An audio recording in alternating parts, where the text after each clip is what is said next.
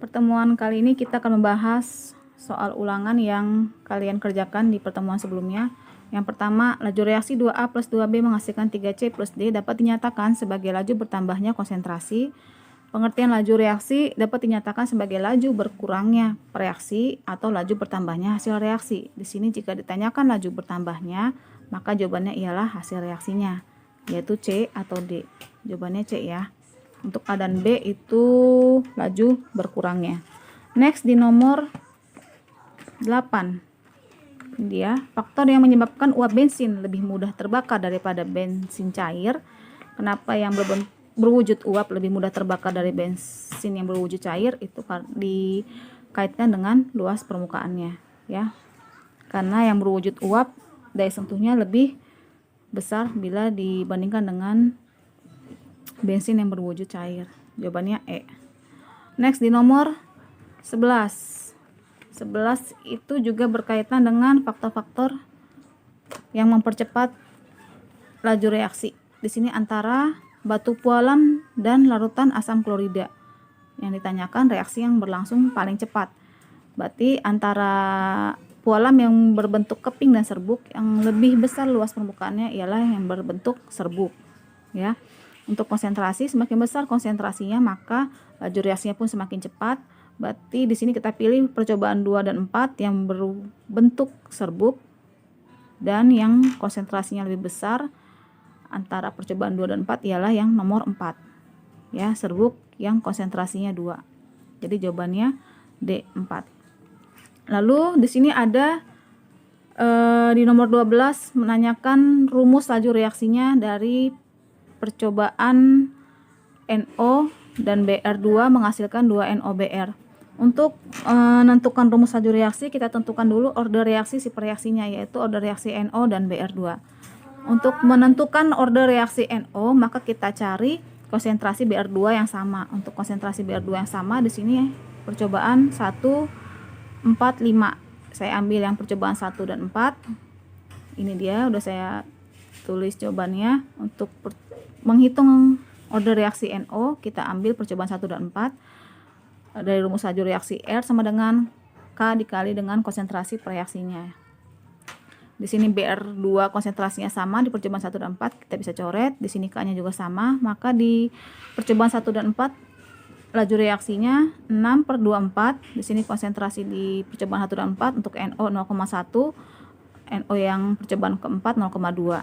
Di sini 1/4, 0,1 bagi 0,2 setengah, maka order reaksi NO ialah 2 ya. Setengah dipangkatkan 2 itu 1/4. Lalu untuk mencari order reaksi berikutnya yaitu Br2. Br2 di sini kita cari reaksi NO yang sama yaitu 1, 2 dan 3. Di sini saya ambil sampel 1 dan 2 ya. Di sini bisa kita coret reaksi NO-nya. Berarti 0,05/0,1 untuk konsentrasi Br2-nya. Laju reaksinya 6/12. Ini dia, 6/12 sama dengan 0,05/0,1. Di sini sama-sama setengah, maka pangkat Y-nya 1 ya. Maka untuk rumus laju reaksinya ialah R sama dengan K dikalikan dengan konsentrasi NO, yaitu order reaksinya 2 dan konsentrasi Br2 konsentrasinya 1 ya. Berarti di sini jawabannya adalah C ya. NO-nya order reaksinya 2, Br2 order reaksinya 1. Next di nomor 15. Ini dia nomor 15. Ada reaksi N2 plus H2 menghasilkan amoniak NH3. Ada data eksperimennya berikut. Yang ditanyakan order reaksi terhadap H2. Nah, kalau untuk menghitung order reaksi H2, kita cari N2 yang sama. N2 yang sama di sini adalah percobaan 2 dan 3. Ya, kita masukin ke rumusnya. Di sini rumusnya menggunakan laju reaksi R sama dengan tadi K-nya sama ya, kita langsung aja ke konsentrasi H2-nya. H2-nya di sini percobaan 2 dan 3 adalah 0,02/0,04. Di sini 0,02/0,04 dipangkatkan dengan order reaksinya, yaitu Y ya. Di sini R untuk percobaan kedua 0,8, di sini 0,8, dan di sini 1,6 ya. 1,6. Berarti di sini 1/2, yang di sini juga 1/2. Maka order reaksinya ialah 1 ya, A. Next di nomor 16. Pernyataan berikut yang menunjukkan ciri reaksi order 0. Untuk order 0 kita masukin ke rumus laju reaksinya. R sama dengan K dikalikan dengan prereaksinya. Jika prereaksinya kita masukkan order reaksinya 0, maka suatu konsentrasi yang dipangkatkan 0, maka dia menjadi 1. Jadi berapapun konsentrasinya, maka laju reaksinya akan tetap. Jadi jawabannya di sini konsentrasi tidak mempengaruhi laju reaksi, karena bertambahnya konsentrasi tidak akan mempengaruhi laju reaksi. Next di nomor 17. Laju reaksi dapat dipercepat dengan meningkatkan energi kinetik. Untuk meningkatkan energi kinetik dalam suatu reaksi, tindakan yang dapat dilakukan ialah untuk energi kinetik itu berkaitan dengan suhu ya, dari rumus EK sama dengan 3/2 NKT. EK itu berbanding lurus dengan temperatur. Maka jika untuk meningkatkan energi kinetiknya, maka suhunya pun akan kita tingkatkan juga. Jawabannya B. Next di nomor 19. Untuk nomor 19,